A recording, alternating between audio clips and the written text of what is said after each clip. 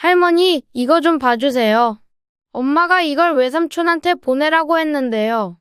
여기 할머니네 붕어빵 이야기가 적혀 있어요. 이게 뭐야? 왜 우리 가게 붕어빵 레시피가 여기 다 들어있어? 네 엄마가 삼촌한테 보냈다고? 박 씨는 떨리는 손으로 손주가 보여준 화면을 넘기며 파일을 확인했습니다. 그러면서 비법 레시피부터 매출 내역, 가게 운영 계획까지 모든 자료가 포함된 파일들을 보며 충격을 받았습니다. 안 그래도 손님 중에 누군가가 박 씨더러 붕어빵 체인점이라도 낸 거냐고 물었던 사람이 있던 겁니다. 아주 비슷한 느낌의 새로운 가게가 있다면서 말입니다. 그런데 그 대상이 며느리였다니 박 씨는 심장이 쿵하고 주저앉았고 좀처럼 정신을 차리기 힘들었습니다. 예, 우리 이거 아빠랑 얘기해 봐야겠구나. 할머니한테 잘 얘기해줬다. 박 씨는 곧장 아들에게 노트북을 보여주며 이 사실을 알렸습니다. 아들, 이 파일 좀 봐라. 네 마누라가 이걸 네 형님한테 보냈대. 대체 무슨 일이야? 아들은 파일을 읽어 내려가며 얼굴이 점점 굳어졌습니다. 엄마, 이게 정말이에요? 난 이런 내용이 있는 줄도 몰랐어요. 이걸 애들이 봤다고요? 이 사람이 형님한테 이런 걸 보내고 있었다는 거죠? 아들은 깊은 충격을 받았습니다. 아내는 본인 시어머니인 박 씨의 레시피를 그대로 갖다 베껴 가족들 몰래 붕어빵 카페를 차린 겁니다. 자기도 모르는 사이 아내가 이런 일을 벌였다는 사실을 알게 된 아들은 비통한 표정에 잠겼습니다. 이미 1호점을 내서 운영하고 있었고 그것 때문에 바빠서인지 통집에도 들어오지 않고 몰래 뒤에서 수익을 내고 있었다고 생각하니 아들은 분을 감출 길이 없었습니다. 그렇게 따져보니 그간의 며느리의 모습은 수상하기 그지 없었습니다. 친정 오빠 회사를 오가면서 새삼스레 시어머니인 박 씨의 가게에 몇 달간 내내 드나들었고 언젠가 시댁의 가게를 물려받으려나 그 정도만 생각했던 것입니다. 친정오빠 회사에서 운영하는 프랜차이즈는 국밥집이고 당연히 취급하는 메뉴가 다르기에 어떤 위기감을 가지지 않았습니다. 그런데 며느리는 박 씨의 레시피를 그대로 훔쳐다가 붕어빵 카페를 몰래 차려버린 겁니다.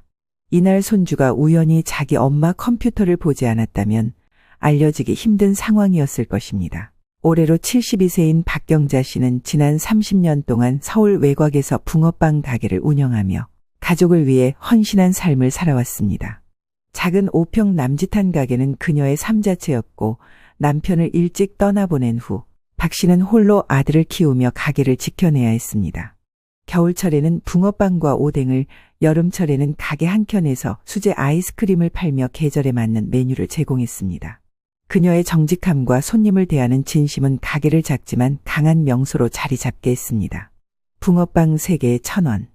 근처의 다른 가게들이 가격을 올려도 박 씨는 고집스럽게 저렴한 가격을 유지했습니다.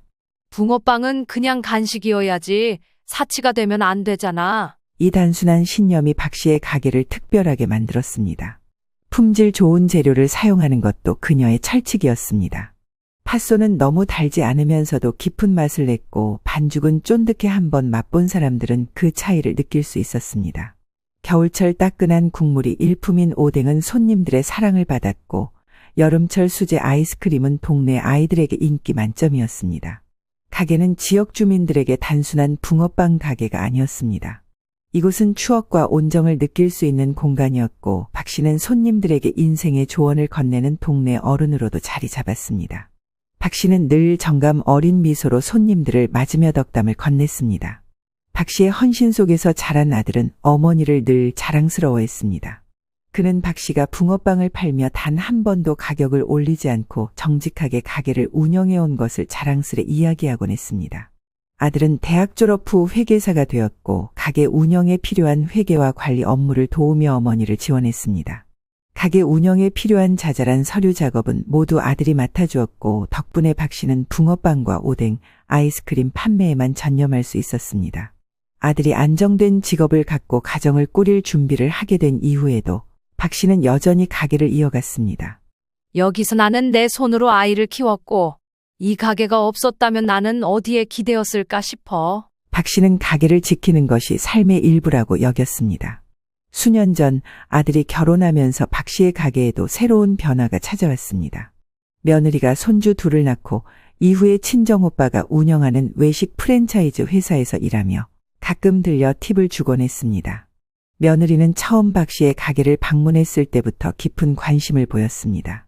어머니, 진짜 대단하세요. 이렇게 오랜 시간 한 가게를 지켜오셨다니요. 그러면서 며느리는 팥소의 단맛을 조절해보자는 아이디어를 제안하거나 오뎅 국물에 새로운 재료를 추가해보자는 의견을 내며 박 씨의 신뢰를 얻었습니다. 처음엔 박 씨도 오래도록 가게를 운영해온 고집이 있어 거리를 두었지만 며느리가 적극적으로 돕는 모습을 보고 차츰 마음을 열었습니다. 당장 회계사로 일하는 아들보다 음식 관련된 일을 하는 며느리가 언젠가는 이 가게를 이어가도 좋지 않을까 싶어 박 씨는 며느리에게 몇 가지 비법을 알려주기 시작했습니다. 이 무렵에는 며느리 역시 비슷한 의사를 보였기에 박 씨는 한편으로 마음을 놓았습니다. 언젠가 저도 꼭 이런 가게를 해보고 싶어요. 왜? 해외에 보면 2대에서 3대까지 가는 전통 가게들 있잖아요. 우리나라도 붕어빵 갖고 뭐든지 할 수 있죠. 박 씨는 본인도 모르게 은근히 미래 청사진을 그려보게 되었고 붕어빵 반죽의 숙성 시간, 팥소를 끓일 때 사용하는 온도, 오뎅 국물을 끓일 때만 쓰는 비밀 재료까지 며느리와 공유했습니다. 며느리가 손주들을 맡기고 가게에 더 많은 시간을 쏟는 모습에 박 씨는 내심 흐뭇해했습니다. 가게는 여전히 손님들로 북적였고 가족 간의 분위기도 좋아 보였습니다. 아들과 며느리는 안정적인 가정을 꾸렸고 손주들은 방학이면 붕어빵 가게에서 할머니를 돕는 일이 일상이었습니다. 초등학교 2학년인 큰 손주는 붕어빵을 굽는 법을 배우며 손님들에게 직접 빵을 건네는 일을 자랑스럽게 여겼습니다.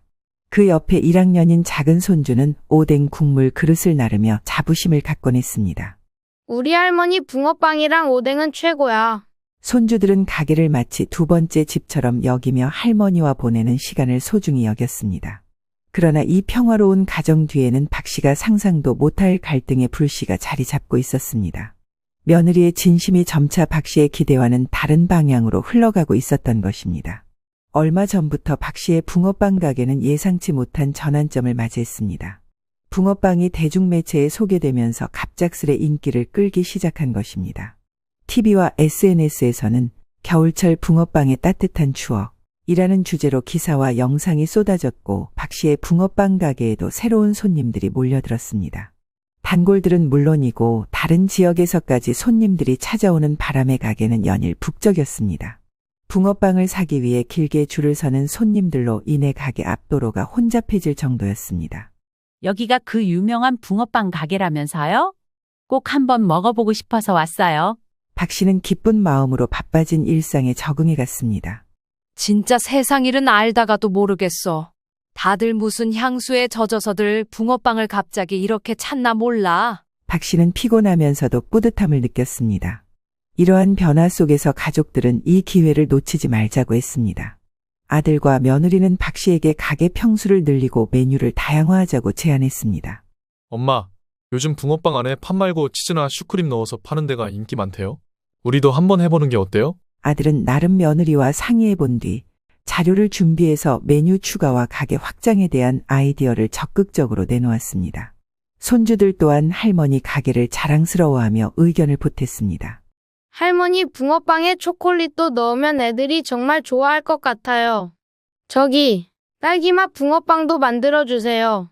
가족 모두가 활발히 아이디어를 내며 가게 확장을 적극적으로 도왔습니다. 박 씨는 고민에 빠졌습니다. 지금도 손님이 많은데 가게를 더 키우는 게 맞을까? 내가 감당할 수 있을까? 그녀는 연일 이어지는 손님들로 기쁜 한편 가게를 확장하는 것이 옳은 선택인지 불안감이 들기도 했습니다. 당장은 아들의 집에 묶여있는 돈과 여유 자금이 부족했기에 가게 확장은 어려워 보였습니다. 결국 일단 메뉴를 다양화하는 것으로 결론을 내렸습니다. 새로운 붕어빵 메뉴가 출시된 뒤 가게는 한동안 활기를 띠었습니다. 치즈와 슈크림을 넣은 붕어빵이 좋은 반응을 얻었고 손님들은 칭찬을 아끼지 않았습니다. 이런 붕어빵은 처음 먹어봐요. 팥소도 맛있지만 치즈랑 슈크림이 진짜 대박이네요. 그러나 문제는 오래가지 않았습니다. 시간이 흐르며 붕어빵 가게 주변에 새로운 경쟁자들이 하나둘 등장하기 시작했습니다. 그중 유독 눈에 띄는 곳이 있었는데 박 씨도 지나가며 제대로 들여다보지 못했지만 이곳은 박 씨 가게로부터 15분 정도 떨어져 있는 아주 세련된 붕어빵 카페였습니다. 깔끔한 인테리어와 세련된 포장을 내세워 손님들을 끌어모았고 메뉴도 다양했습니다. 팥소나 슈크림뿐만 아니라 초콜릿, 녹차, 고구마 크림까지 온갖 종류의 붕어빵을 선보이며 트렌디한 이미지를 강조했습니다. SNS에서 본 곳인데 여기가 그 프랜차이즈 매장이래요? 이처럼 소문을 들은 젊은 손님들이 박 씨의 가게 대신 카페를 찾기 시작했습니다. 박 씨는 점점 줄어드는 손님들을 보며 당황했습니다. 이상하네. 단골들도 잘 안 오고 새로운 손님도 뜸해졌어. 그녀는 주변 상황을 살펴보기 위해 직접 근처 프랜차이즈 카페에 가봤습니다. 그곳에서 본 붕어빵은 외관부터 박 씨의 가게와 비슷했으며 심지어 메뉴 구성마저 박 씨의 가게에서 최근 출시한 메뉴와 닮아 있었습니다. 게다가 간판을 보고 깜짝 놀랐던 것이 가게 상호마저 박 씨네 붕어빵과 매우 비슷했습니다. 박 씨는 믿기 어려웠지만 손님들의 반응과 판매 전략이 자신이 해오던 것과 닮아 있다는 사실을 부정할 수 없었습니다. 가게로 돌아온 박 씨는 큰 한숨을 내쉬며 상황을 정리하려 했습니다. 내가 뭘 놓치고 있는 걸까? 왜 갑자기 이렇게 된 거지? 그녀는 단골들에게 물어보기도 했습니다. 요즘 왜 잘 안 오세요? 뭐가 불편하셨나요? 그러나 단골들은 말을 아꼈습니다. 아니에요. 그냥 바빴어요. 이처럼 다소 차갑고 짧은 답변만 돌아왔습니다. 박 씨는 불안감에 휩싸였지만 며느리는 대수롭지 않게 이 상황을 가볍게 넘겼습니다. 요즘 어디나 다 비슷해요. 이런 건 흔히 있는 일이에요. 붕어빵이 워낙 유행이다 보니까 이런 경쟁은 어쩔 수 없죠. 며느리는 별다른 걱정을 하지 않는 듯 보였습니다. 손님들이 잠깐 빠진 것뿐이에요. 다시 돌아올 거예요. 이렇게 말하면서 박 씨를 안심시키려 했습니다. 그러나 이 무렵부터, 아니 이보다 좀 더 전부터 며느리는 가게 일에 점점 소홀해지기 시작했습니다.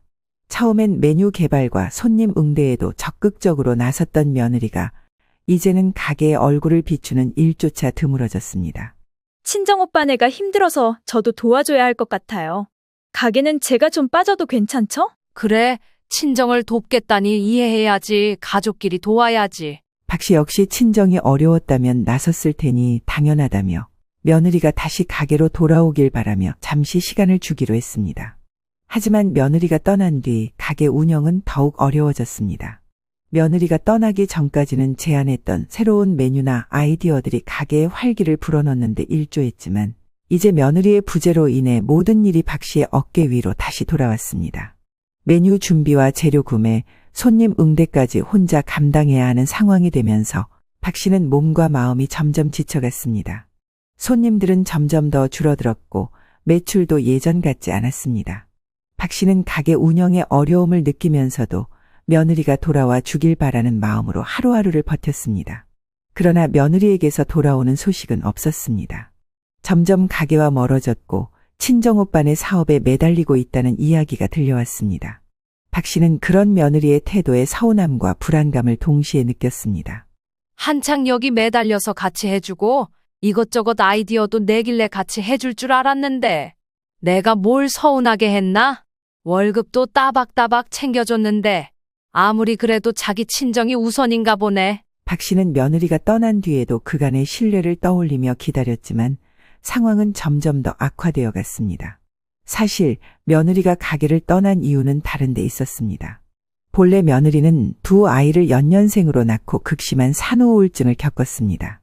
아이들을 돌보는 일이 점점 고되고 힘들어지면서 자신이 육아에 적합하지 않다는 생각에 시달리기 시작했습니다. 그러면서 툭하면 아들과 다퉜습니다. 엄마로서도 아내로서도 부족한데 직장에서마저 인정받지 못하면 나는 아무것도 아닌 사람이 되는 거잖아. 게다가 한창 아기들이 자꾸 울거나 보채는 일이 반복되자 며느리는 박 씨에게 아이들을 맡기며 육아에서 벗어나고자 했습니다. 어머니, 제가 요즘 너무 힘들어요. 애기들이 너무 어려서 감당이 안 돼요. 그냥 애들 좀 봐주세요. 며느리는 이렇게 말하며 박 씨에게 의지했습니다. 박 씨는 별다른 불만을 표현하지 않았습니다. 그래, 너도 힘들겠지. 내가 봐줄 테니 신경 쓰지 말고 일하렴. 며느리는 박 씨의 배려에 안도했지만 점차 육아를 회피하려는 태도가 깊어졌습니다. 그렇게 몇 년 시간을 끌고 여기저기 회사를 옮겨 다니고 변덕을 부리다 자기 친정오빠가 운영하는 외식 프랜차이즈 회사에 취직하게 된 것입니다. 여기까지는 박 씨가 알고 있는 사실이었고 지금 오빠네 가게가 많이 어려워 그쪽에 집중해야겠다는 내용을 듣고 수긍했습니다. 하지만 실제로 며느리와 친정오빠 사업장에서 벌어지는 일들은 전혀 다른 상황이었습니다. 한편으로는 가까운 사람이 무섭다고 박 씨의 인생 안에서 아마 가장 충격적일 사건이 공개될 날만 기다리고 있었던 것입니다. 한창 산후 우울증과 육아 부담으로 힘든 시기를 보냈던 며느리는 친정 오빠의 외식 프랜차이즈 회사에서 일을 시작하면서 새로운 활력을 찾았습니다. 그곳에서 그녀는 업무 성과를 인정받으며 자신감을 되찾았고 나도 뭔가 해낼 수 있다는 자부심이 생겼습니다. 동시에 자신이 단순히 누군가의 아내나 엄마로만 평가받는 것이 아닌 사회적 가치와 능력을 가진 사람으로 인정받고 싶다는 욕망이 커져갔습니다. 그러나 회사 내부 사정은 그녀가 상상했던 것과 달랐습니다.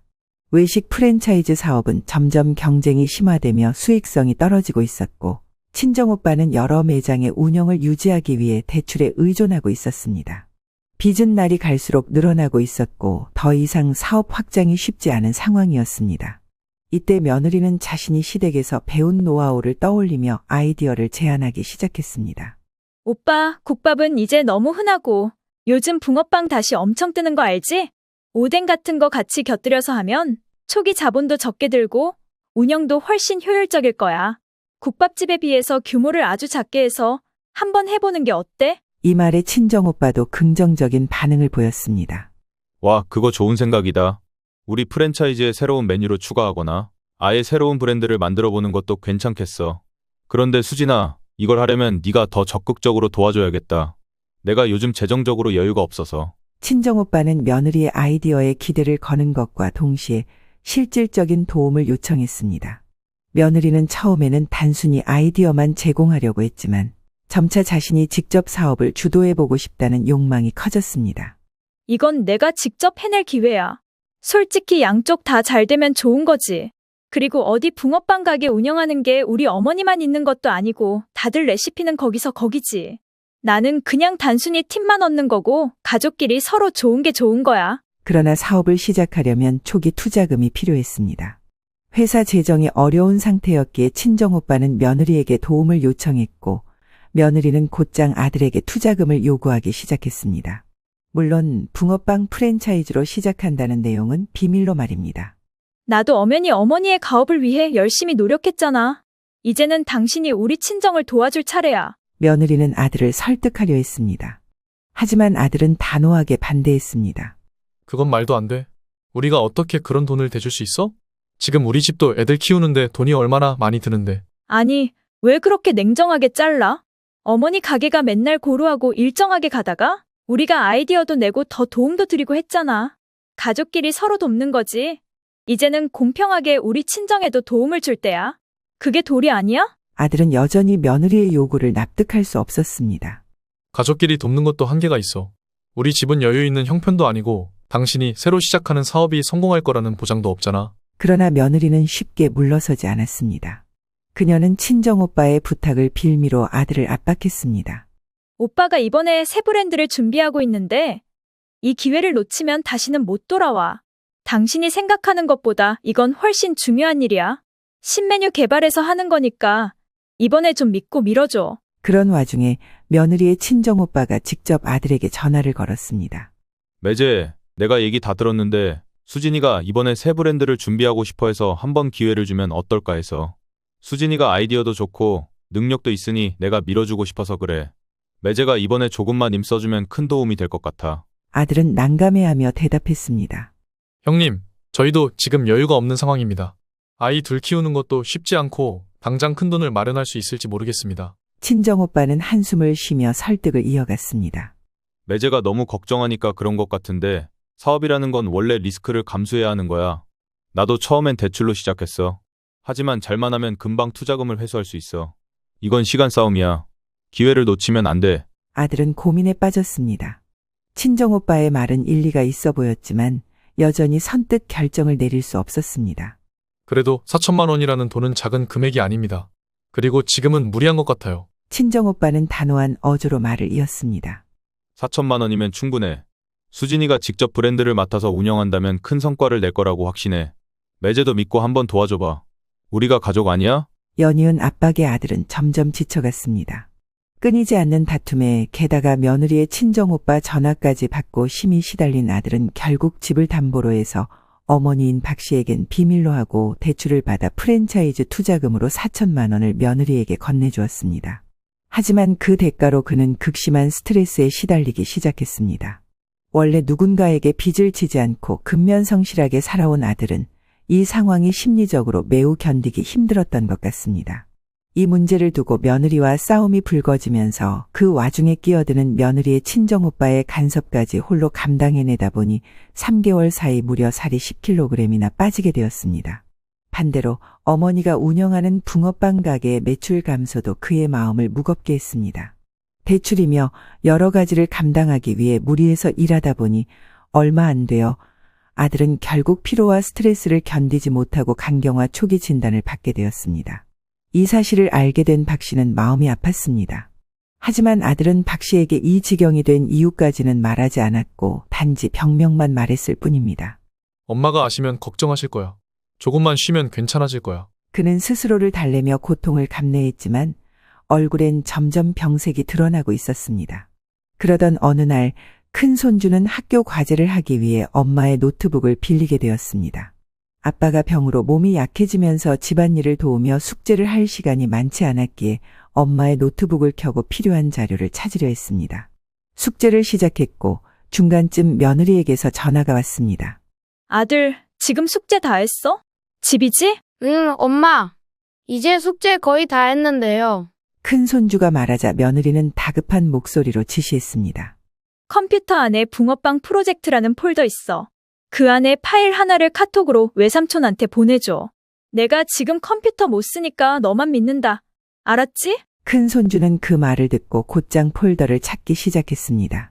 그러던 중 붕어빵 레시피 최종, 매출 요약, 가게 확장 계획 같은 제목의 파일들이 모여있는 폴더를 발견했습니다. 이게 맞나 싶어 파일을 클릭한 큰 손주는 파 내용을 잠시 훑어보고는 외삼촌에게 카톡으로 파일을 전송했습니다.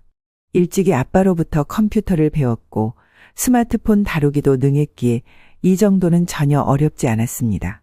하지만 전송을 마친 뒤 궁금증이 생긴 큰 손주는 파일을 열어보기 시작했습니다. 첫 번째 파일에는 붕어빵 반죽 비율, 팥소 끓이는 온도와 시간 같은 박 씨의 가게 비법들이 상세히 적혀 있었습니다. 두 번째 파일에는 가게의 매출 내역과 월간 이익이 상세히 정리되어 있었고 마지막 파일에는 가게 평수를 늘리는 계획과 필요한 비용까지 기록되어 있었습니다. 큰 손주는 의아한 표정으로 화면을 쳐다봤습니다. 왜 이걸 외삼촌한테 보내야 하지? 붕어빵이랑 무슨 관계가 있는 거지? 혼란스러운 마음에 큰 손주는 숙제를 마친 뒤 노트북을 들고 박 씨를 찾아갔습니다. 할머니, 이거 좀 봐주세요. 엄마가 이걸 외삼촌한테 보내라고 했는데요. 근데 이거 붕어빵으로 뭐 하는 거예요? 박 씨는 아무 생각 없이 노트북 화면을 보다가 파일 내용을 확인하는 순간 멍해졌습니다. 이게 뭐야? 왜 우리 가게 레시피가 여기 다 들어있어? 잠깐만, 이 신의 붕어빵? 이건 또 뭐야? 박 씨는 떨리는 손으로 화면을 넘기며 파일을 확인했습니다. 그러면서 비법 레시피부터 매출 내역, 가게 운영 계획까지 모든 자료가 포함된 파일들을 보며 충격을 받았습니다. 큰 손주는 그런 할머니를 바라보며 조심스럽게 말했습니다. 엄마가 이거 외삼촌 보내라고 했어요. 그래서 보내드렸어요. 박 씨는 말문이 막힌 채 고개를 숙였습니다. 그리고 머릿속에서 빠르게 계산을 시작했습니다. 외삼촌이라면 며느리의 친정오빠인데 여기 이 가게 상호는 최근에 생긴 그 붕어빵 카페 아냐? 누가 그렇게 그럴듯하게 가게를 내서 돈을 잘 버나 했더니 이게 며느리네 사업이라고? 안 그래도 손님 중에 누군가가 체인점이라도 낸 거냐고 물었던 사람이 있던 겁니다. 그런데 그 대상이 며느리였다니 박 씨는 심장이 쿵하고 주저앉았고 좀처럼 정신을 차리기 힘들었습니다. 하지만 이내 무거운 마음을 추스르며 큰 손주에게 말했습니다. 예, 우리 이거 아빠랑 얘기해 봐야겠구나. 할머니한테 잘 얘기해줬다. 그날 밤 박 씨는 아들에게 노트북을 보여주며 며느리가 붕어빵 사업 파일을 본인 친정오빠에게 보낸 사실을 알렸습니다. 아들, 이 파일 좀 봐라. 네 마누라가 이걸 네 형님한테 보냈대. 대체 무슨 일이야? 아들은 파일을 읽어 내려가며 얼굴이 점점 굳어졌습니다. 엄마, 이게 정말이에요?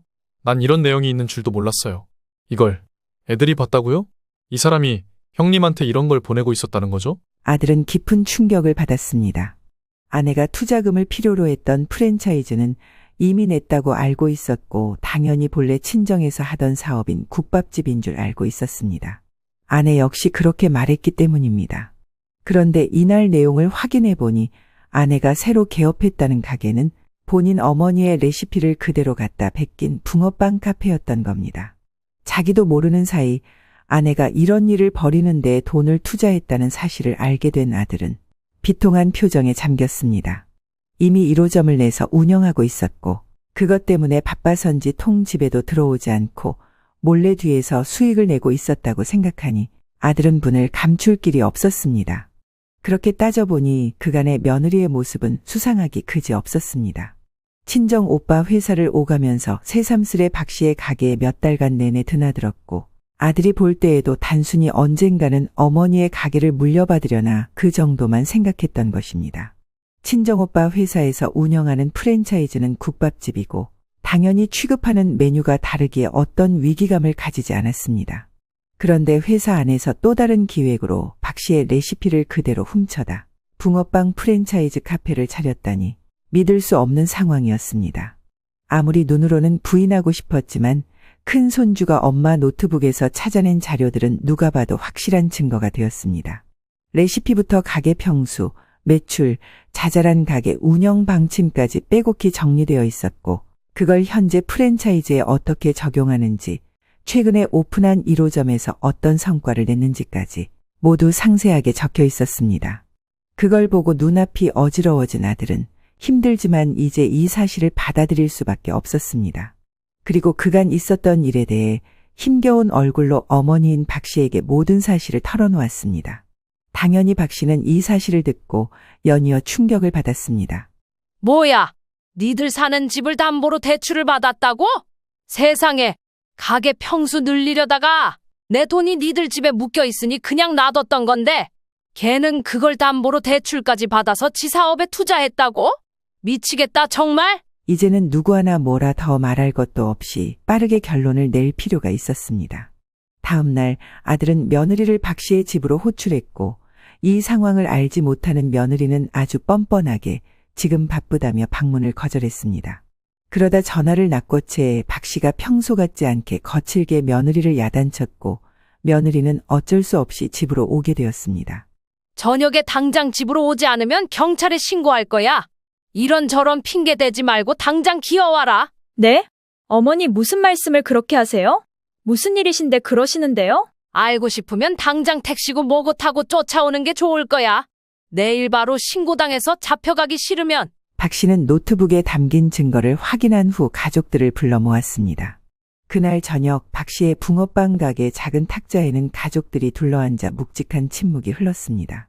박 씨는 노트북을 탁자 위에 올려두고 며느리를 강렬한 눈빛으로 바라보았습니다. 이 파일들 네가 네 오빠한테 보낸 거 맞지? 박 씨의 질문에 며느리는 눈을 깜빡이며 잠시 말을 더듬었습니다. 예상치 못한 상황에 당황한 듯 그녀는 억지로 미소를 지으려 했습니다. 어머니, 그것 때문에 그러셨구나? 이건 그냥 제가 참고해두려고 적은 거고요.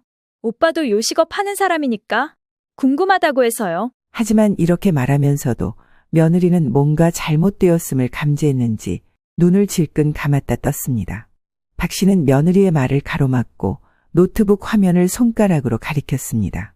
참고? 이걸 참고라고 부르는 거야? 내가 30년 동안 내 손으로 일궈온 가게의 모든 비법이 담긴 자료를 네가 네 오빠한테 넘겨준 게 참고냐고. 너 이거 이미 가게 내버렸잖아. 저쪽에서 하고 있는 이 씨네 붕어빵 그거 아냐? 박 씨의 목소리는 떨렸고 손은 분노로 꽉 쥐어졌습니다. 반죽 비율, 팥소 끓이는 온도와 시간, 매출 내역, 심지어 가게 확장 계획까지 이 모든 걸 다 넘겼더라. 도대체 어떻게 이럴 수 있니? 우리 가족끼리 얘기한 거 아니었어? 그걸 쏠랑 다 갖고 가서 네 친정 좋은 일을 시켜? 나한테 말 한마디도 없이? 어머니, 그게요. 우리 오빠가 사업이 너무 힘들어서 제가 조금 도와주려던 것뿐이에요. 사실 어머니 가게 운영 방식을 참고해서 발전시켜 보려고 한 거였어요. 뭐 따라하고 좋은 일 시키고 그런 게 아니고요. 그리고 저도 어머니 가게를 위해 노력했잖아요. 그 정도는 가족끼리 상호 교류로 이해해 주셔야 하는 거 아닌가요? 박 씨는 비웃음 섞인 한숨을 내쉬며 고개를 저었습니다. 상호 교류? 네가 말하는 그 상호 교류라는 게 너 믿고 맡긴 비법을 몰래 훔쳐서 네 친정 식구들끼리 뭉쳐서 가게 내버리는 거야. 덕분에 내 손님들은 끊겼고 뺏겼어. 내가 얼마나 비참한 기분인지 네가 알아? 너 같은 애한테 이 가게를 맡길 수도 있겠다고 생각했던 나 자신이 한심하다. 박 씨는 아들의 얼굴을 돌아보며 말을 이었습니다. 그리고 네 남편인 내 아들 말이야. 얘는 여지껏 네가 우리 가족을 위해 일하는 줄 알았어? 그런데 남편 몰래 집담보로 대출 받아서 네 친정 사업에 투자하고 나는 둘째치고 네 남편 기분은 생각도 안 한 거냐? 그 순간 아들이 주머니에서 사진 몇 장을 꺼내 박 씨 앞에 올려놓았습니다. 당신, 이거 내가 가서 직접 사진 찍어왔어. 이건 누가 봐도 그냥 새 사업 차린 사장님이지. 적당히 도우러 간 게 아니잖아.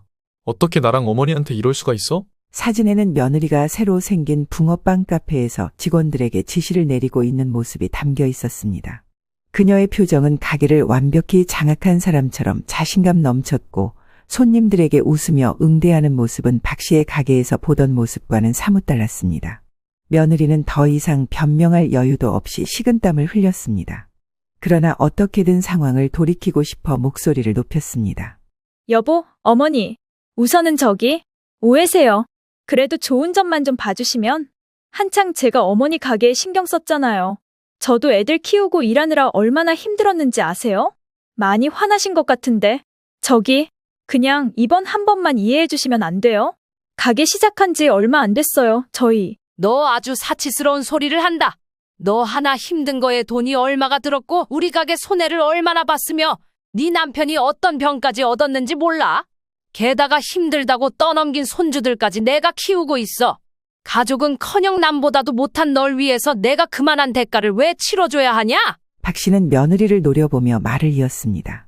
내가 30년 동안 이 가게를 지키며 하루하루 살아온 이유는 가족 때문이었어? 그런데 너라는 애가 이렇게 들어와서 다 물을 흐려놓고 내 모든 걸 배신하고 우리 가족을 망가뜨릴 줄은 몰랐다. 너 같은 건 없는 게 나아. 진작 그랬어야 해. 아들은 더 이상 참지 못하고 자리에서 벌떡 일어섰습니다. 수진아, 우리 이제 그만하자. 더 이상 이렇게 살 수 없어. 나도 어머니도 애들도 살기 위해서 이제 너를 놔야겠다. 이혼하자. 며느리는 충격을 받은 듯 멍한 표정으로 아들을 쳐다봤습니다. 그녀는 말을 더듬으며 애원하기 시작했습니다.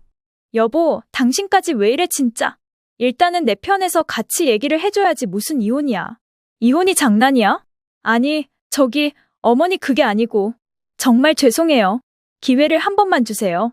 제가 다시 오빠를 설득해서 어머니네 가게까지 잘 되도록 힘써볼게요. 퍽이나 신경을 써주는구나. 도움을 주기는커녕 여기 도둑처럼 기어들어와서 다 하나하나 훑어보고 빼앗아가서 힘없는 노인네 가게 싹 뺏겨다가 새로 차렸으면 그건 사과를 할 일이 아니라 법으로 값을 치를 일인 거야. 너는 지금 아직도 나를 우습게 보고 있어? 박 씨의 말은 날카롭고도 확고했습니다. 그 순간 가족들의 관계는 돌이킬 수 없는 경계선을 넘어섰습니다. 그리하여 박신의 모자는 곧장 며느리를 이 집에서 정리하기로 마음먹었고 손주들에게는 가슴 아픈 일이었지만 재빠르게 일을 시행하게 되었습니다. 며느리와의 이혼 절차는 생각보다 어렵지 않게 진행되었습니다. 아들과 박 씨는 법적으로 며느리가 가게 운영권이나 재산에 대해 어떤 권리도 주장할 수 없도록 단호히 대처했습니다. 며느리는 처음에는 억울한 표정으로 모든 책임을 회피하려 했지만 모든 증거가 드러나자 더 이상 발뺌할 수 없었습니다. 그럼에도 불구하고 이혼이 확정된 날 며느리는 마지막으로 박 씨를 찾아와 무릎을 꿇고 빌기 시작했습니다. 어머니, 제가 잘못했습니다. 정말 죄송해요. 친정오빠가 너무 어려운 상황이라 어쩔 수가 없었어요. 붕어빵 비법을 넘긴 건 아니고 단지 아이디어 몇 개를 공유했을 뿐이에요. 가게도 정리할게요. 제발 이번 한 번만 용서해 주세요. 제가 앞으로 정말 잘하겠습니다. 네가 뭘 도왔든 아이디어를 공유했든 결과는 똑같아. 이미 결정난 거 구질구질하게 이러지 마라. 나더러 널 용서하라는 건 그 꼴을 또 당할 위험을 계속 안고 살라는 거야. 내가 이 나이에 그렇게 시간 많고 한가해 보이냐? 그만하고 다시는 찾아오지 마. 그런데 참 아이러니하게도 손주들 역시 엄마의 행동을 용서하지 않았습니다. 한편으로는 안쓰러운 것이 어린 녀석들이 얼마나 엄마에게 정과 사랑을 못 받았으면 이렇게 뻔뻔하게 나오는 엄마에게 매달리지 않았습니다.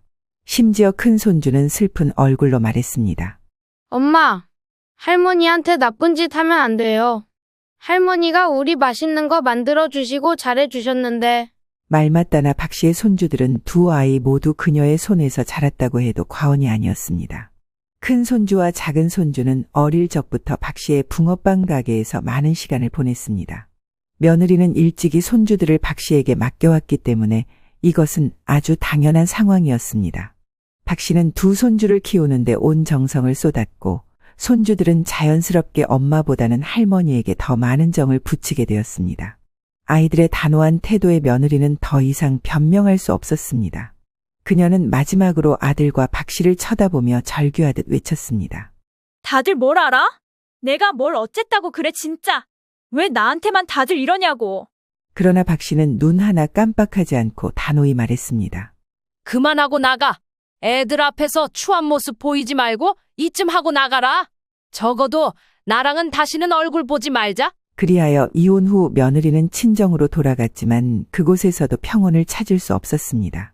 박 씨가 가게 비법 도용에 대해 법적 소송을 제기하면서 상황은 빠르게 악화된 것입니다.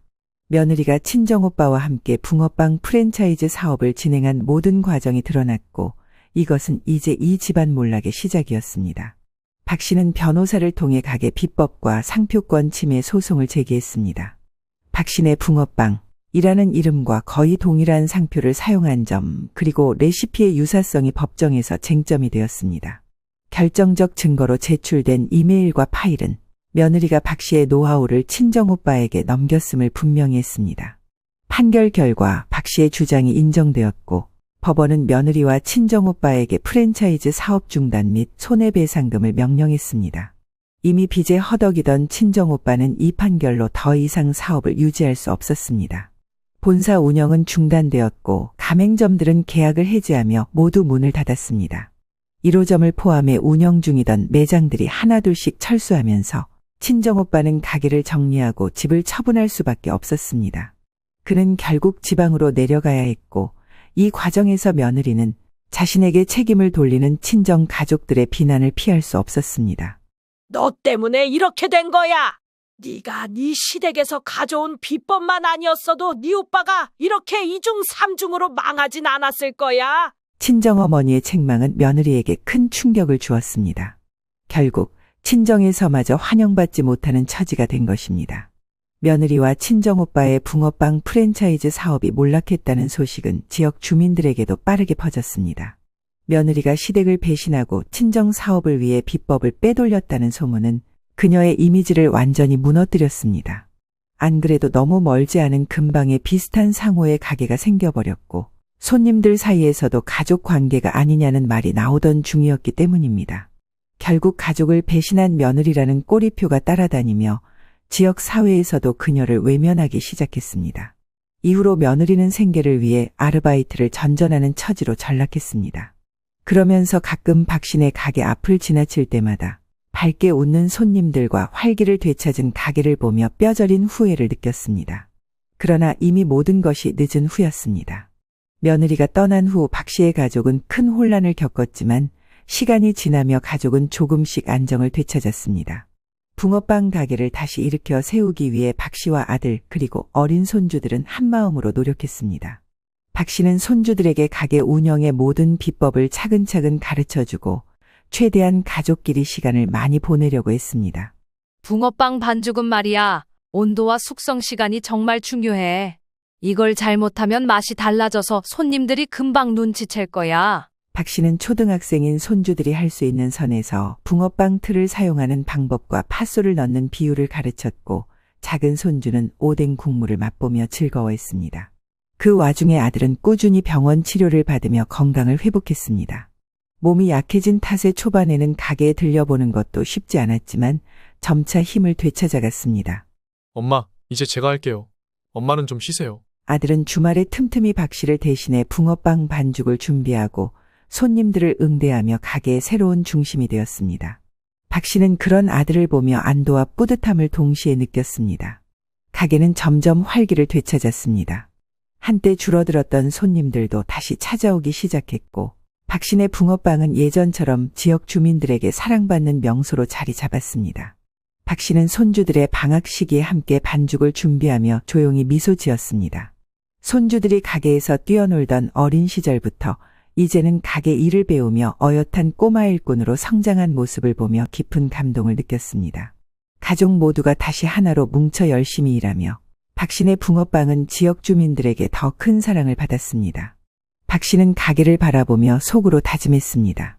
이 가게는 우리 가족의 땀과 노력이 담긴 집과도 같은 곳이야. 이제는 이 아이들이 이어가겠지. 앞으로 더 좋은 일이 많을 거야. 붕어빵 가게는 단순한 가게를 넘어 가족의 유대와 신뢰를 상징하는 공간으로 남았습니다.